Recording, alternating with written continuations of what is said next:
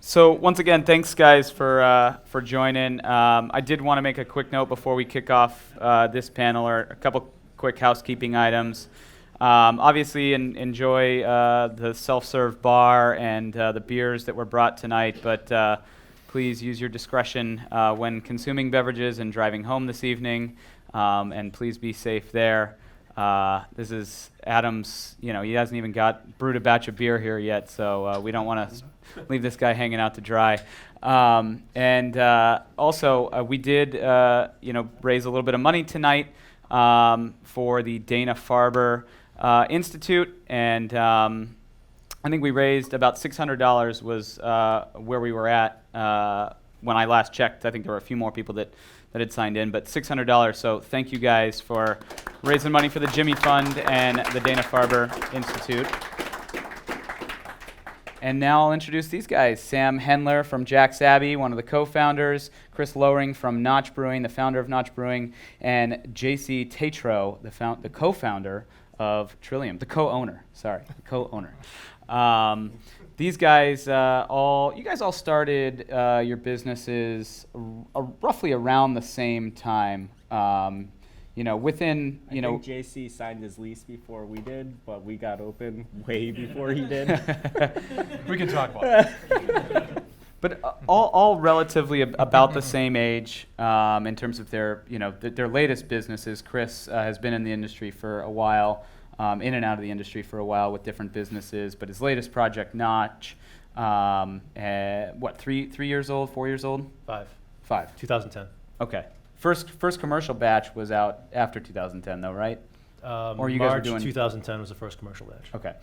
And then, JC, when did you get started? March 2013. And Jack's Abbey? July 2011. Okay. So now you guys are all at an interesting point. You guys are doing a soft opening for your new space this week, basically a handful of them, and you've jumped from a few thousand square feet to 60,000 square feet or more, I think, right? 67,000 square feet.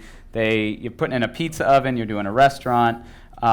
Chris is doing mostly alternating proprietorship brewing at a handful of breweries, mostly two roads, but now jumping into brick and mortar with a research and development facility. And JC just moved down the road with his second facility in Canton, about the same size as we are here, right? About 16,000 square feet, 17,000 square feet? Yeah, total square footage is right around 21,000. Yeah. So, right now you guys are in transition. And I found it fascinating that we could have a discussion inside of a building that is literally in transition and talk about businesses that are in transition. So that's where I want to start. I'll start down there with Sam. Talk to me a little bit about going from, a smaller facility that you guys are operating in right now to a much larger facility, much larger batches, and adding a restaurant component. How has the business changed, and how have you thought about that change as you've been going through this process? I think it's been a kind of continuous process since we opened. We opened in 6,000 square feet. About a year and a half later, we were in 12,000 square feet in the same building. We added off-site storage. We've started draft only. Then we added, single serves. Then we added 6-packs this year, first time with 12 packs occasionally. The business has changed every month or two since we opened. As far as the big jump right now, yeah, that's definitely different than some of the kind of smaller incremental moves. But it really does feel like part of the same thing. I think one of our biggest focuses, something we didn't necessarily know out of the gate, was how important sales on site would be. We had a little 600 square foot tasting room that, we bought a bar for a couple $100 off of Craigslist and draped it over a kegerator and called it a tasting room. The Farmer Brewer's pouring license was a huge boon for us to be able to serve pints in that tasting room. And now building a restaurant on site just kind of brings it to the next level, still with that farmer brewer's pouring permit, so we're only serving our own beer. But now bringing food in place, going from 0 seats in the tasting room to 200 seats in the beer hall, will be, a huge change for us. And, we hired a whole bunch of people to help us with that. But, it definitely keeps you on your toes. You're perpetually understaffed. And you just figure out a way to make it work on a daily basis. And I want to go down the line, and then I'll kind of circle back to everyone. But Chris, talk to me a little bit about your evolution as a business. Operating all, sort of contract out in other breweries. Now, adding that brick and mortar component. Mm-hmm. Why was that important for Notch to have a space that was brick and mortar that you owned? I mean, ideally, I would have started with brick and mortar, but in 2009, when I thought about bringing session beer to the market, people laughed at me. It just wasn't something that people thought had any legs whatsoever, and to try to raise money around a concept that no one believed in was, I saw the writing on the wall. So I went the contract route to prove out my concept and prove out that session beer had a place in the market. And before I really started even thinking about brick and mortar, I wanted to make sure, all right, what I'm trying to do has validity, that is relevant to the consumer. And we've proven that out. So at this point, I still need contract partners, in that the beers I sell, I can only sell the beers at a price at the shelf that can go X high, because the consumer is going to have a pushback. Because session beer has this perception it should be modestly priced, and I agree with that. I mean, you're going to have a couple, and you don't want to have a beer that's $8 or a 12 ounce. So to get that economy of scale, I can only do that through a contract partner, so that my costs are reasonable, my margin's solid, so that I function as a business, and I can pass on a reasonable price point to the consumer in a 6-pack or a 12-pack. At my current volumes, I still can't get that in my own facility. So this is a step for me to have a home, number one, control some of my own production, but also, as you talked about, have an R&D facility so we can do a lot of fun things that we control, and we control the environment, and the consumer can come and experience what Notch is about. Right. And JC, for you, you're going to be operating in 2 facilities, having to manage that. What do you think will be the biggest change kind of in how you approach the business now, having 2 locations, more employees, bigger batches? Really, it's changing a lot for you guys. Yeah, it is changing a lot, but it is sort of a gradual process. It's not sort of flipping a switch, although it can feel that way sometimes. We grew from March 2013 with 2 employees to now we have 19. So like Adam said before, you can't be everyone to everything and everywhere at the same time. We have quite a few brewers now. We have a big retail crew. We actually sell 100% of our product out of the front door right now, save for a couple special events here and there. So hopefully the new facility will start to kind of allow us to have a bit of a better culture right now. We'll hopefully be able to do quite a few things that we aren't able to do now. The new facility will have about 4,000 square feet of retail space, and what that looks like will be kind of, we're going to crawl a little bit before we walk, before we start to run with that as well. I think we have a lifelong goal of operating Trillium as a culture and as a community, and we're not any fantastic rush to reach any sort of barrel goal or sales goals or markets or anything like that. We're just kind of doing what feels right and what our fans tells us they want. So what do you think will change, sort of for better or for worse for you guys as you start to move into this next phase of your business life cycle? I mean, Sam, you pointed it out, 200-seat restaurant. That's something that you guys have never done before. You're adding a whole new component to the business now. Something that is totally unfamiliar. This is sort of uncharted waters. What do you think is going to change, for better or for worse, for Jack's Abbey going forward?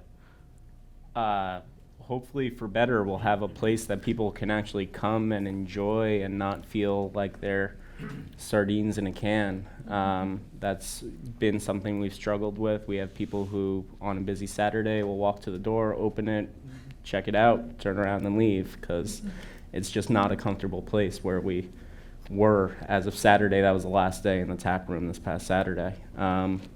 So, being able to have that on-site interaction with customers, it's a huge a margin and revenue center of the brewery, but it's also a huge brand building area of the brewery. You have a captive audience, these people you can be talking to their entire time about the beer, about what we're doing.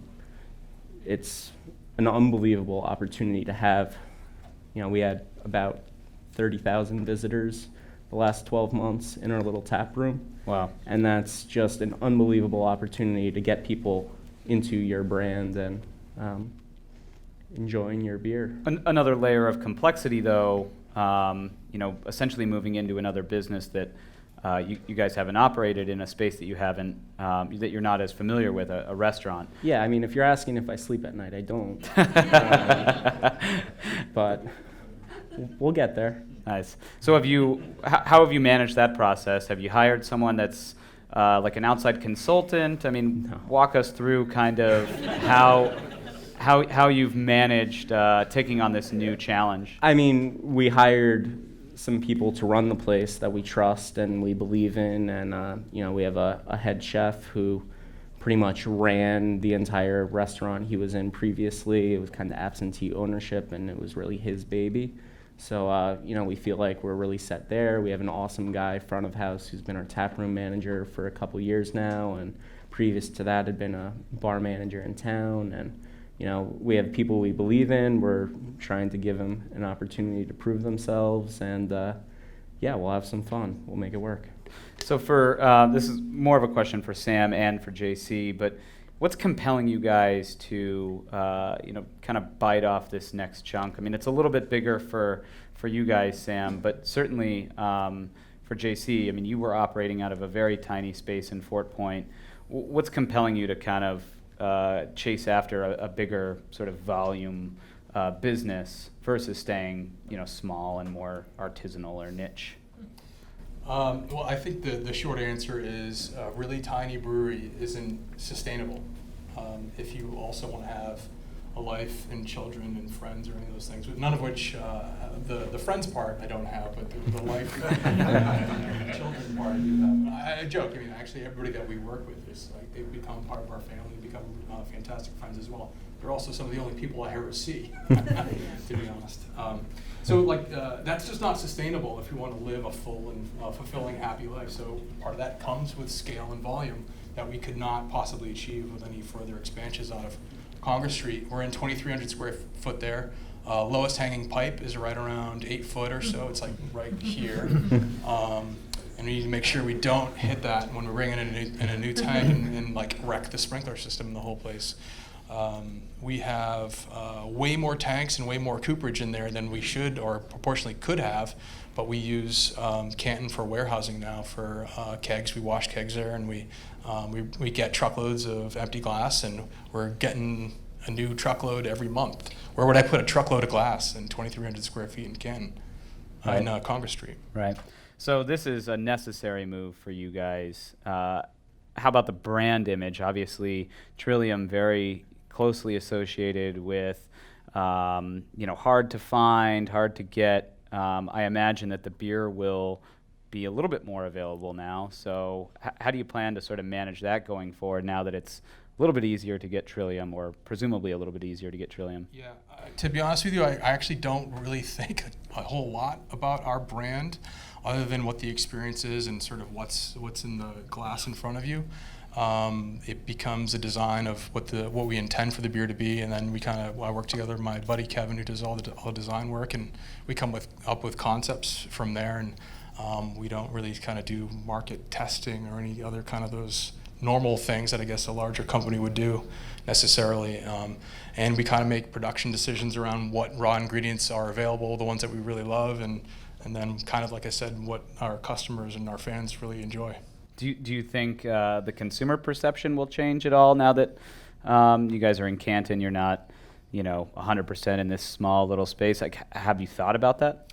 Yeah, very much. I think people have told us over and over again, we'd love to come in and actually see what you're doing, and have a chance to be a little bit more comfortable than it is the little broom closet that we have on Congress Street right now. So. This is sort of one step towards what we ultimately envision Trillium to be. So hopefully this will make that step come a little bit faster. Right. And Chris, sort of the opposite problem. You haven't had a space to show off. Your brand hasn't been associated with a place. It's been associated with more of a style and a lifestyle even. What do you think will change sort of going forward now that people can actually visit you? How do you think that'll change the way people perceive Notch as a session beer brand? It allows us to control a lot of things we can't control right now. One is the production. I haven't been in my own brew house for a long, long time. So that's pretty exciting to me as a brewer to get back in my own brew house and to do a variety of styles, session styles, that I haven't been able to do in other people's facilities. Either they're a pain in the ass to brew or take too much tank time or a litany of things that, is inhospitable in a contract arrangement. It allows me to do that, hands-on and in our own facility, and then serve it, to Sam's point, in an environment that we think is cool, reflects our brand, reflects session beer, Czech-style beer hall, American warehouse, on the South River in Salem. It's a cool location, and for me, that kind of session mentality will make its way through into the service and into the the tables and the seating and all that. And so it's a fun opportunity for us to take our proposition of session beer to another level that's more intimate with the consumer, and not just something they buy off the shelf, because that's all we've been at this point. Right. And how far along are you in your sort of progress there, and what's been the most difficult part so far? Finding a facility. You've probably heard it here tonight a million times already, but Salem is my hometown. It's where I wanted to put the brewery.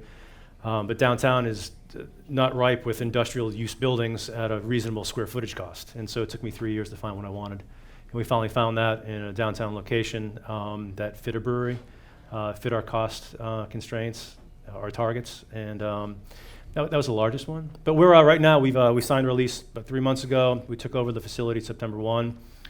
Demo started last week, so I can actually see what the place looks like. The previous tenants had been there for 23 years. They didn't get displaced. The owner moved them to another location.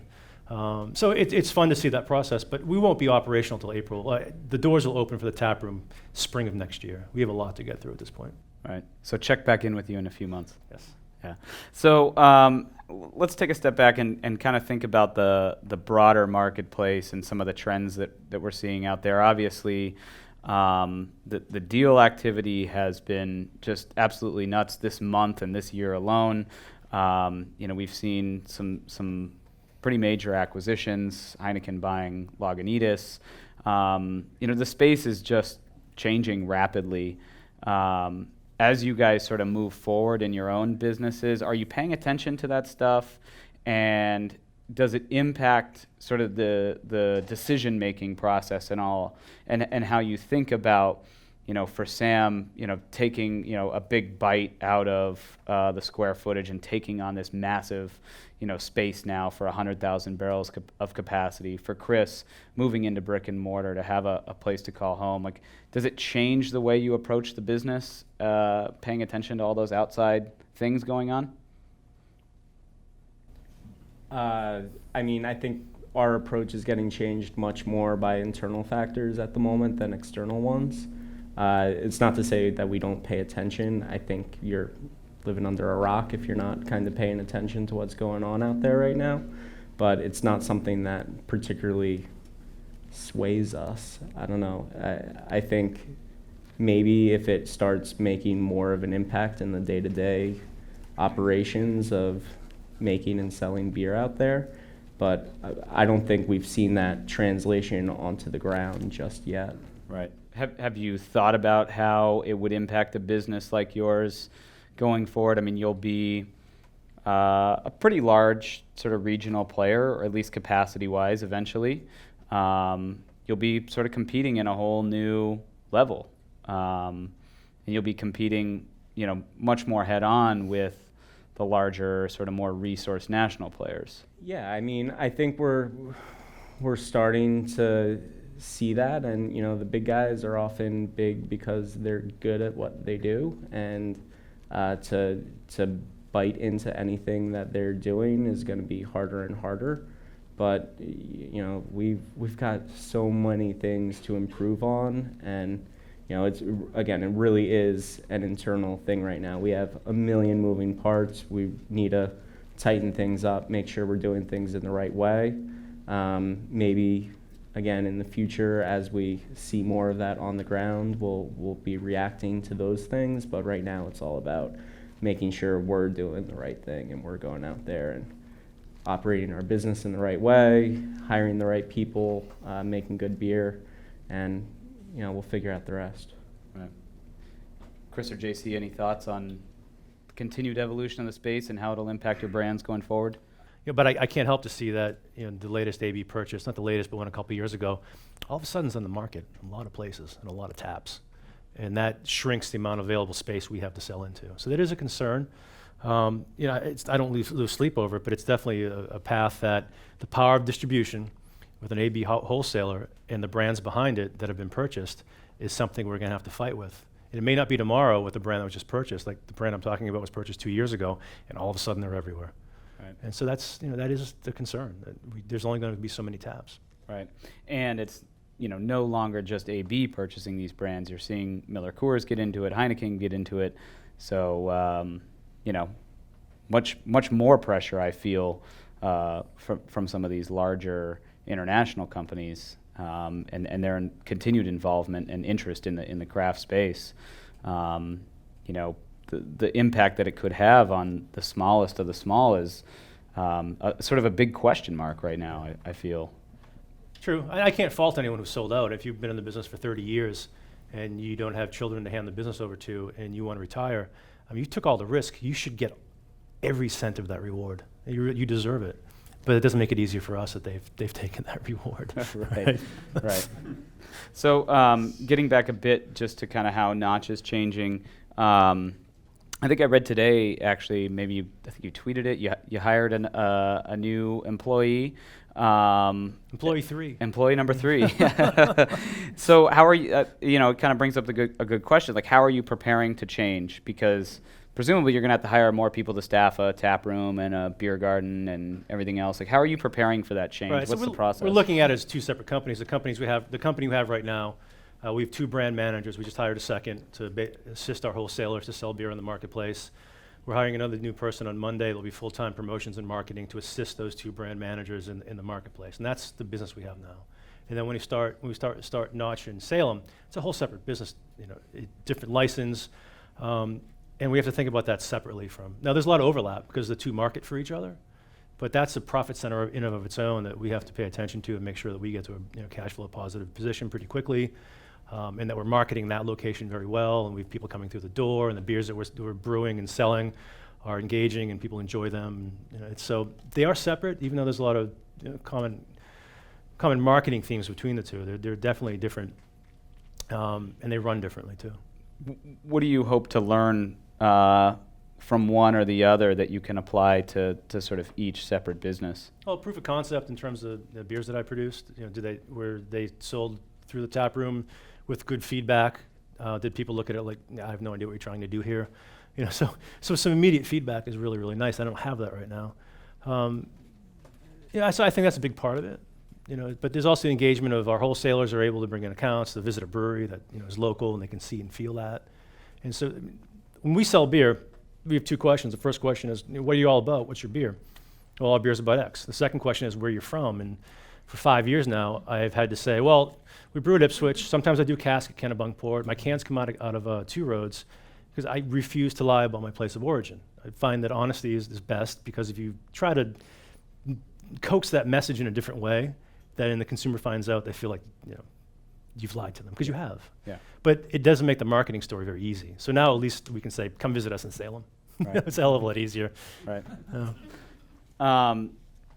Sam, Jack's Abbey is pretty widely available here in the Boston area, and I see it on tap a lot of places. It's certainly pretty available at most of the off-premise accounts that I visit. How do you sort of foresee that evolving now that you have a lot more capacity, a lot more ability to produce the lagers that you guys are producing? Are you going to go after more chain accounts? Will the retail side change? Will you enter more states? What's going to change for Jack's Abbey now that you have more space? Yes. All of it. I mean, yeah, I think on one side you mentioned chain accounts, and I think it doesn't matter what we want, that's changing on us in the state of Massachusetts. As the caps go up for the number of locations chains can have, it seems inevitable that there will be more chains playing the game in Massachusetts. We just heard the announcement that Wegmans will be opening up about 2 miles away from the brewery in the Natick Mall, which will be the biggest traffic nightmare ever. But it's it's definitely, I think, becoming more and more important. And as we go into other states where chains are more entrenched than Massachusetts, we're going to need to learn and figure out ways to succeed with chains. It's something, Massachusetts, especially when we opened, wasn't all that chain heavy, but I think only more and more going forward. Part of it's bringing on 12 packs. We're going to have a lot of year-round 12 packs available next spring. You go into a big retail store in Massachusetts, there's 2 sections in the beer section. There's a 6-pack section and there's a 12-pack section. We pretty much haven't exist in the 12-pack area, so we definitely see some volume coming along with that. Draft, though, that's always been our number one focus. Probably our biggest success this year has been growing Hop Ponius Draft by about 75% year over year in Massachusetts. And if we can keep growing the draft presence and keep building the brand, we'll find places to sell that beer. Yeah, I mean, you'll certainly have more capability to do things like 12 packs, cans, I think even. Yep. So you're expanding what you're able to do. But how do you think about, making the decision between, all right, let's go to a new market and focus more on chains, or go deeper where we are? How are you guys thinking about those decisions internally? Hard.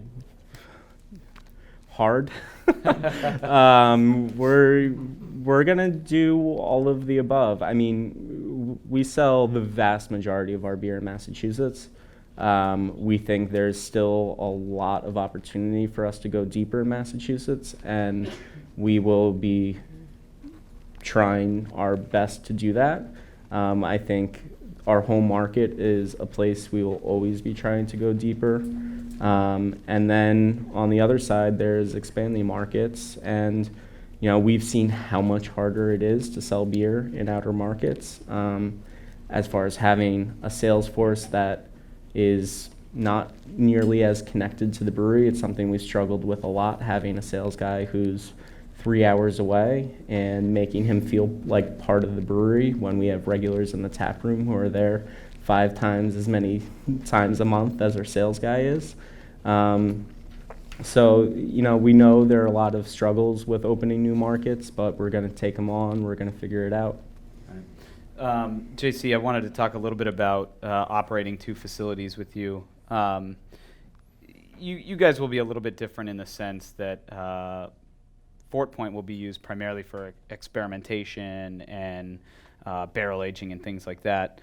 But we hear so frequently about breweries that operate in multiple facilities and the challenges that come along with that, whether it's mirroring the batches that they're producing. And for you, I think that challenge will probably be taking the batch size and scaling it up and keeping it the same that everybody has come to love Trillium for. What do you think is going to be the hardest part about managing the 2 spaces from a production standpoint, from an operations standpoint? So operationally, I think we've built a pretty savvy team around understanding why our beers are the way they are, and we've kind of built in some engineering aspects of the new facility and some cellaring aspects of the new facility that will allow us to hopefully very quickly get to what the beer was originally intended to be. There will be a learning curve, and if we're not happy with the beer, then that's not what the consumers will see right away. I don't know. I suppose we have enough knowledge based on what we've built with the 10 and 20 barrel batches to think about how that will translate to a new system. I think we just kind of live, sleep, eat, and drink our beer, you know. So we have a lot of ideas about how we're going to get to Fort Point to taste like it's going to be Fort Point. And are you still going to focus on self-distribution? Yeah, absolutely. I mean, we expect that the majority of our business will continue to be right through our front door. We have a small box truck, so if we need to make a couple drops to some of our friends, we'll be able to do that. Even with the expanded capabilities in Canton, you think most people will be coming out to the facility to pick up, even more Trillium than they're already buying? I think there's probably two different demographics. There's kind of city folks, and there's folks who don't live in the city. So we hear all the time, I can't wait for you to open in Canton because that's where I live. And driving into the city sometimes can take 20 minutes, sometimes it can take an hour and 20 minutes. So, right. And then people who live in the city don't really want to leave the city very much. So I don't think we're going to have, we're not kind of taking our existing customer base and cutting it in half. I don't think that's happening. Interesting. Yeah. So do you foresee a future where you're distributing and more available, through a wholesaler, and that would be sort of the next evolution of the Trillium business, right? We are really taking it one step at a time. We're gonna kind of get open, and we're gonna do what we're doing today. It might sound like, we don't really have a plan. We've kind of done a lot of scenario planning about what happens if and when volume demand doubles or tanks or do all these kinds of things. So I don't think, we probably don't have the time to talk about the 12 or 14 different scenarios that we've discussed and have a path forward on those things. I think what we have done is ensure that we are in a very, very, very probably overly conservative, stable financial footing to make these things happen. And if it does go off into one of the lesser desirable scenarios, we'll be just fine.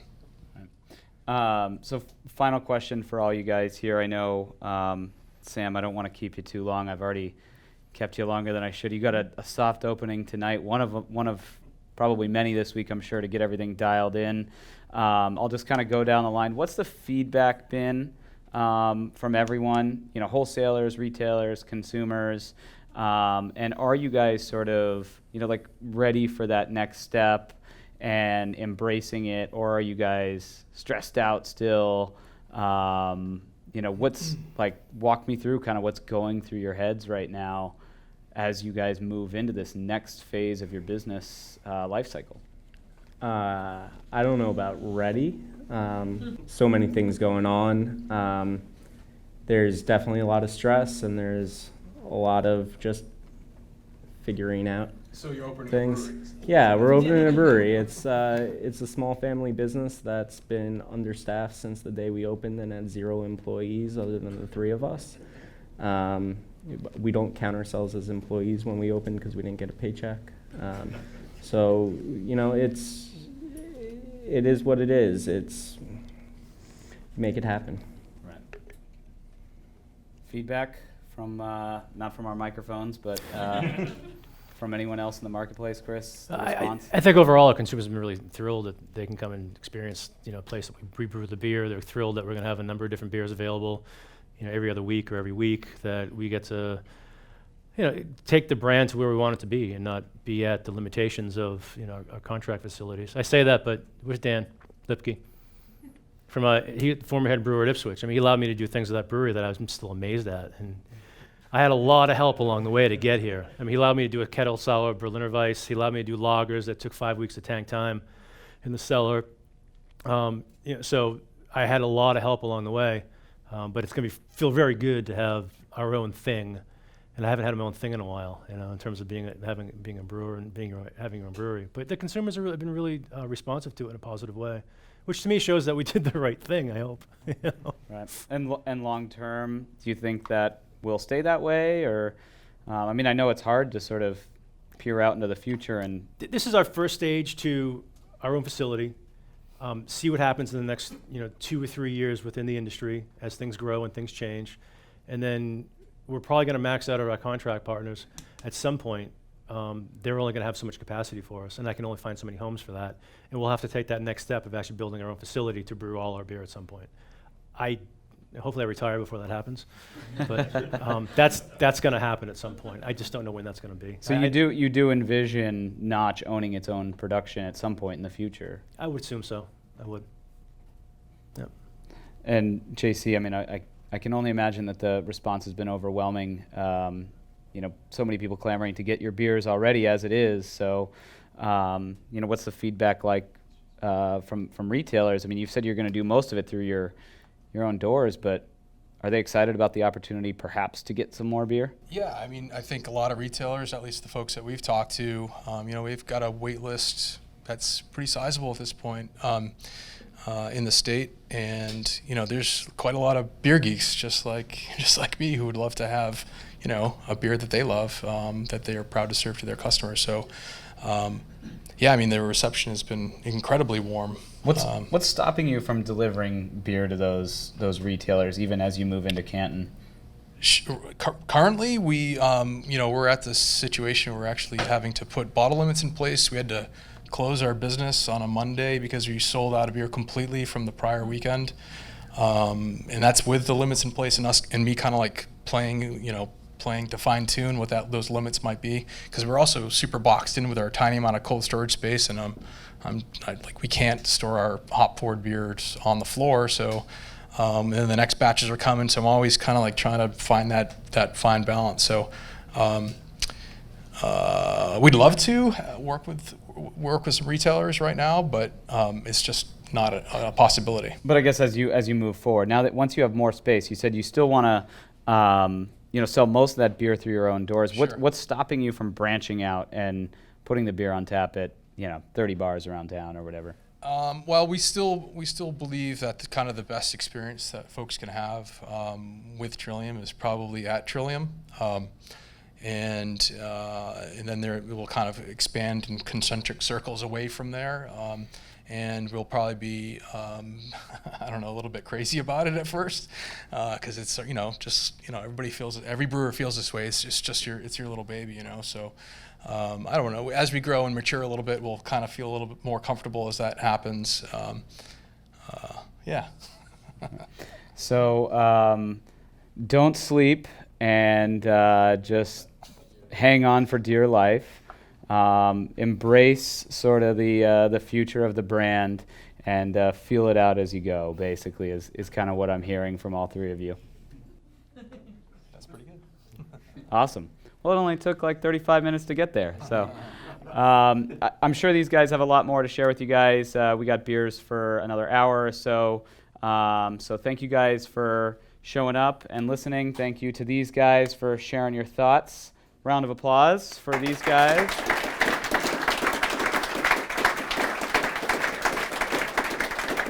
And I think that's the longest round of applause we've ever had. Yeah, keep it going. I'd be remiss if I didn't mention our sponsors, Owens, Illinois, Pub Keg, and Vicinity Brew. These guys have been sponsoring us all year long, allowing our team to travel around the country. Josh and Matt, who you see back there, they're out east from San Diego. They're based there. And when we travel around the country, things get expensive. We got a bunch of road cases, so we couldn't do it without our sponsors. Couldn't do it without our great hosts like Castle Island. Thank you. Good luck as you finally maybe get your doors open soon. And let's have a beer. Cheers. Thanks, Chris.